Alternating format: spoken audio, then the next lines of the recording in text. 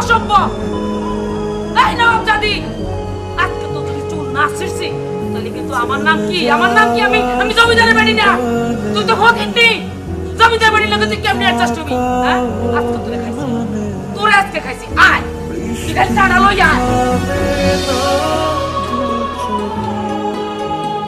শয়তানের বাচ্চা।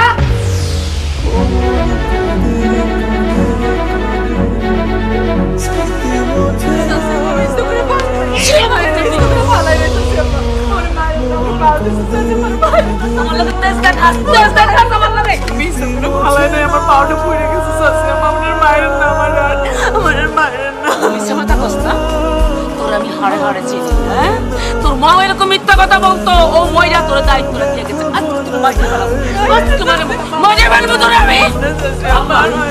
সকাল সকাল এসব কি শুরু করলা? আর আখিরে তুমি শুধু শুধু মারতেছো কেন? আর চাচির নামে কি সব মিথ্যা কথা বলতেছিলাম?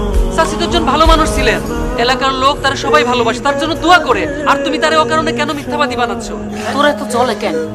ওরা কেন মারতেছি তোরা তো জানতে হইব কেন? আম্মা, ও তো তোমার মেয়ের মতো, তোমরা যা বলো তাই ও সব সময় করে। তারপরও বুঝি না কেন তোমাদের মন পায় না। আমি আর সত্যিই বুঝি না। এই তুই কি আমার নিজের পোলা নাকি সাজ পোলা? হ্যাঁ, ওরে কেন মারছিস তুই জানোস? আমি ওর কাছে চা চাইছি, সে জিদ করে তেজ দেখে চাটা ফলাই দিছে। না, এই কাজও কখনোই করতে পারে না। অন্যের মেয়ে বলে তুমি তারে যে অত্যাচার করো, ও কিন্তু তোমার ঠিক নিজের মায়ের মতো সম্মান করে। আম্মা, ওরে আল্লাহ রে, হ্যাঁ আমার পেটের সন্তান এই হারামজাদির গুণগান গায়। তুই কি আমার পোলারে তর্ক করা শিখাইছস? না চাচি আম্মা, আমি কাউরে কিছু শিখাই নাই। আমি তো আপনার কাছ থেকে শিখছি। আমি কোত্থেকে শিখাবো? আমার কি কাউরে শিখানোর মতো সাহস আছে? তেজ কত, তেজ কত? হ্যাঁ, তোর লাইগা আমার পেটের সন্তান আমার নামে তর্ক করতেছে। হ্যাঁ, তুই কি মাথা খাইছস? আমার পোলারে মাথা খাইছস? মিথ্যা বলা শিখাইছস? সেটা তুমি আমারে জিজ্ঞেস করো আম্মা। ও আমারে কেন তর্ক করা শিখাবে? ও তো তোমার ভয়েই অস্থির। ওর কি সাহস আছে তোমার বিরুদ্ধে কিছু বলার? আম্মা, আপনি নবীন ভাইয়ের কথা কিছু মনে করেন না। আপনি ওখানে বসেন, আমি আবার চা বানিয়ে দিতেছি। উষ্টা মারি তোর চায়ের মধ্যে। তোর চা লাগতো না, জাদু টুনা করছিস না আমার পোলারে। আমি টের পাইতেছি তোরে। লাগতে মধ্যে বাগের থেকে যা যা বেশি।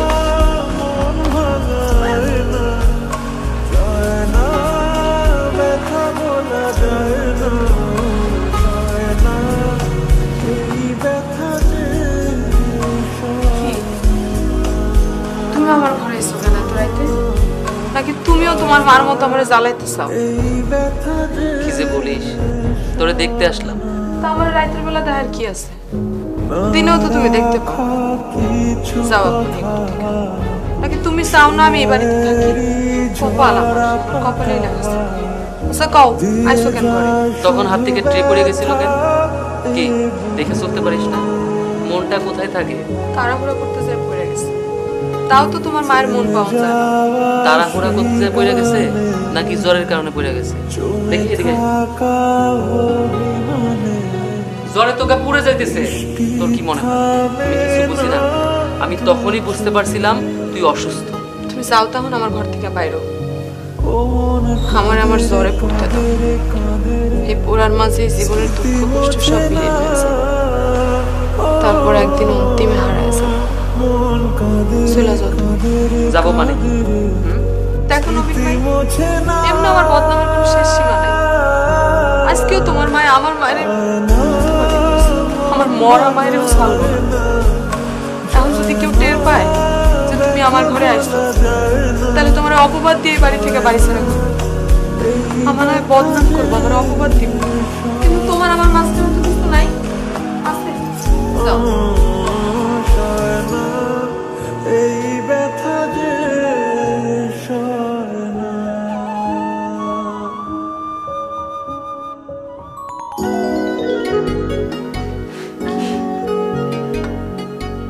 খাবার রাত্রে তো কিছুই খাস না।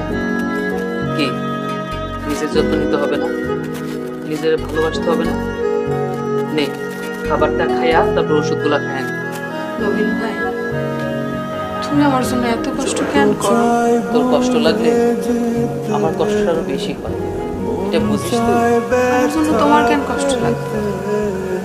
আল্লাহ আমার এতিম বানিয়েছে, আমার সারা জীবনের কষ্ট লিখে দিয়েছে।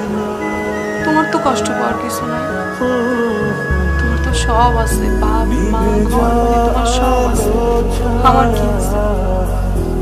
আমার আছে ওই আকাশের চাঁদ, তারা, আর খুটখুটে আন্ধার রাইতের স্তব্ধ কালো ছায়া। হ, আমার বাবা মা সবই আছে, কিন্তু আমি তাদের থেকে তোরে বেশি আপন। তারা তো অহংকারের নেশায় জানোয়ার হয়ে গেছে। আমার আসল মানুষ নবীন ভাই, আমার শরীরটা ভালো লাগতেছে না, যাও তুমি যাও। আচ্ছা ঠিক আছে, আমি চলে যেতেছি। তুই খাবারটা খাইয়ে নিবি আর ওষুধগুলো খাইয়ে নিবি, মনে থাকে জানো।